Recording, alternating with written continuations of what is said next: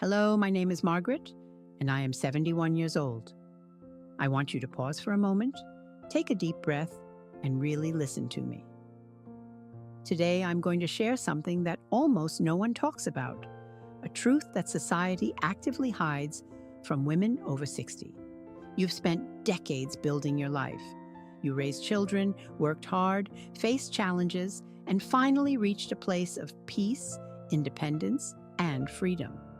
Your home, your routines, your hobbies, your quiet mornings, all of it reflects the life you've earned. And then someone comes along, a man who seems kind, charming, maybe even romantic. He says all the right things. He brings flowers. He compliments your smile. He makes you feel noticed, appreciated. At first, it feels wonderful, like this late chapter of your life might finally include love. But here's the truth nobody tells you. After 60, dating is completely different. It is rarely about romance, adventure, or partnership. Often it becomes about managing someone else's life, absorbing their emotional burdens, and sacrificing the peace you fought so hard to create. Over the next few blocks, I'll share real-life lessons from women who discovered the hard truth about late-life relationships. I'll show you why maintaining your independence, protecting your space, and prioritizing your own happiness is not selfish. It's necessary. If you're ready to hear the real story, not the fairy tales society tells you, keep listening. When we are younger, society teaches us that love is magical, exciting, and full of adventure. We are told that romance means flowers, surprises, and endless shared dreams. But after 60, the story is different. And not everyone wants you to know that. Many older women enter relationships hoping to recreate that youthful magic. They imagine dinners, travel, long conversations, and laughter. They expect companionship that feels equal and fulfilling. But in reality, dating at this stage often comes with a hidden agenda. Men in their 60s or 70s can appear charming and attentive at first, but what you are often meeting is someone seeking comfort, not partnership. They want stability for themselves, not shared growth. Romance is sometimes just a cover for dependency, insecurity, or a desire to offload emotional burdens onto you. For example, my friend Elaine thought she had met a wonderful man who seemed to appreciate her independence. He brought her small gifts, complimented her, and even talked about future plans. But within weeks, the trips and laughter were replaced with hours of listening to complaints, constant need for validation, and expectations that she manage his daily life. The magic was gone, replaced by responsibility she never signed up for. Here's the truth. After 60, romance is often an illusion. It is easy to be swept away by charm and flattery, but the real challenge is recognizing whether a relationship enhances your life or quietly drains it. One of the hardest truths about dating after 60 is the emotional labor trap. When you meet a man at this stage, the relationship can quickly shift from companionship to caretaking.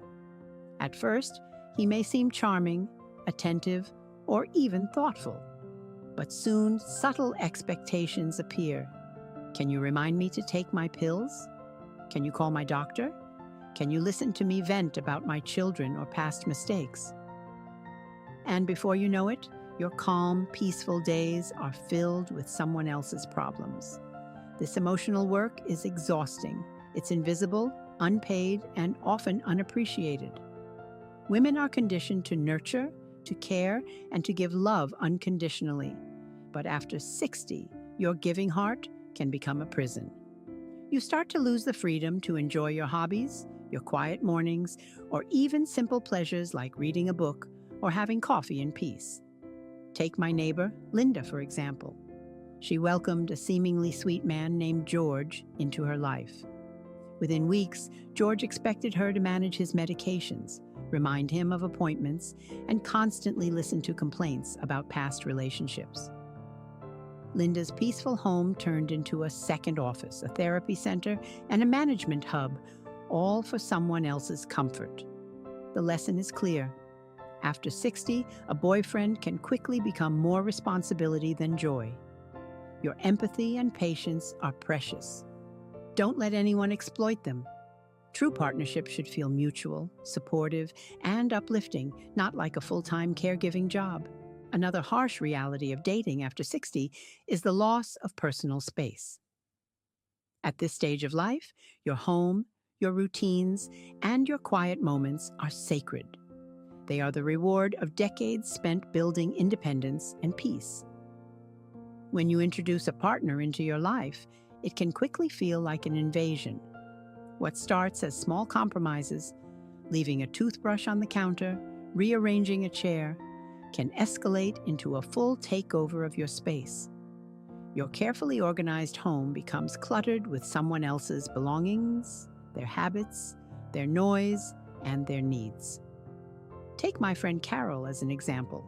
She loved her mornings, tea on the balcony, reading the newspaper, listening to soft music. But when her new boyfriend moved in on weekends, her sanctuary disappeared.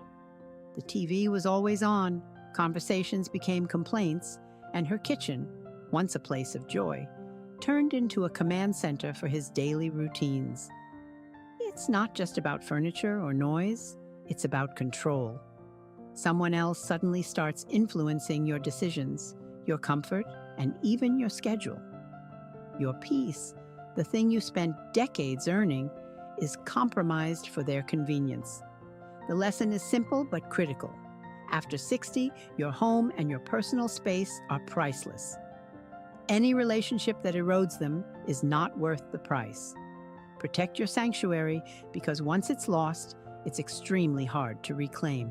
Dating after 60 can also quietly stunt your personal growth.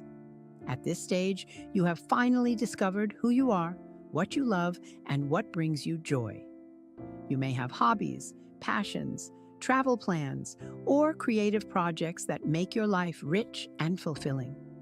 But a relationship can sometimes unintentionally or intentionally hold you back. Some men expect their partner to revolve their life entirely around them. They may discourage new experiences, belittle your ambitions, or subtly make you feel guilty for wanting your own adventures. My friend Denise experienced this firsthand. She had always dreamed of taking a solo painting retreat in France. When she shared her plans with her boyfriend, he criticized the idea, saying, "Why would you go alone? We could just stay here together." Slowly, Denise began canceling her plans, shrinking her ambitions, and even suppressing her enthusiasm for hobbies she had loved for decades. The truth is, after 60, you cannot afford to compromise your personal growth. Every new experience, every dream, and every bit of self-expression is part of the life you've earned. A healthy relationship should support it, not squash it. This is a hard truth. Some men at this stage are comfortable with the woman you were, not the woman you are becoming. And your evolution, your vibrant, expanding self, is not negotiable. Protect your dreams, your growth, and your curiosity. They are your birthright, and no relationship should ask you to give them up. Society constantly tells us that being alone after 60 is a tragedy, that we must find someone to sit beside on the couch, share our meals with, or fill our quiet evenings. This idea is deeply ingrained and often completely misleading. The truth is, having a partner does not automatically cure loneliness. A man who cannot respect your independence, celebrate your growth, or simply value your peaceful life can make you feel lonelier than being on your own. Loneliness is not about the absence of another person. It's about the absence of connection, respect, and emotional reciprocity. Take my neighbor, Margaret. She had always enjoyed her solo Sundays, gardening, reading, and journaling. When she started dating a man named Thomas, she thought she would gain companionship. Instead, she found herself endlessly accommodating his moods, mediating his conflicts with adult children, and prioritizing his comfort over her own. Margaret realized that being with someone did not make her feel less alone. It made her feel trapped in someone else's world. The harsh truth is this: after 60, companionship can be a lie. You may trade your freedom, your mental space, and your peace for a person who cannot meet you where you are. True companionship enhances your life. It does not diminish it. Before saying yes to dating, ask yourself, does this relationship truly add to my joy? Or does it quietly subtract from it? After everything we've discussed, emotional labor, loss of personal space, stunted growth, and the illusion of companionship, the final truth becomes clear. You have the power to choose yourself. Choosing yourself is not selfish. It is an act of self-respect, courage, and love. You've spent decades building your life, your home, your independence, and your joy. No one has the right to diminish that for their comfort or convenience. If a relationship adds stress, drains your energy, or limits your dreams, it is okay to say no. It is okay to set boundaries. It is okay to protect your sanctuary and your freedom. Remember, being alone does not mean being lonely. It can mean being fully free to live your life on your own terms. Take my friend Sylvia, for example. She realized her new boyfriend constantly imposed his routines on her, and instead of compromising her life, she made a firm choice. She ended the relationship politely but firmly and reclaimed her mornings, her hobbies, and her peace.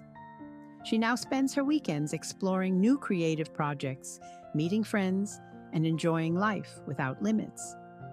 Her freedom and joy have multiplied, simply because she chose herself. This is your ultimate hard truth. After 60, the most empowering relationship you can have is the one with yourself. Honor it, protect it, celebrate it. If this story resonates with you, comment below with your thoughts, subscribe to the channel, and share this video with someone who will benefit from hearing it. Your life, your peace, and your joy are your greatest treasures. Never let anyone take them from you.